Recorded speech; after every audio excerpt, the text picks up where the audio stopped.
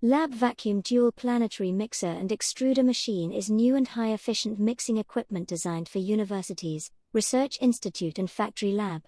LT is quite suitable for the high viscous materials such as adhesive, silicone, lithium battery slurry etc. LT has scraper to ensure no residue on the wall and bottom of container.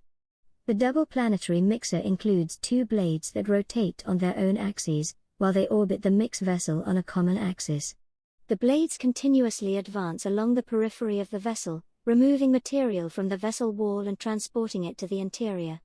After one revolution the blades have passed through the entire vessel. After 3 revolutions most materials have been mixed, and after only 36 revolutions, the blades have contacted virtually the entire batch. Several agitator blade choices are available. Applicable materials: various slurries with viscosity less than 3,000,000 CPS, solid content under 90%, such as battery paste, solder paste, ceramist paste, silicone inks, sealants, structural adhesives, soft cream, jam etc.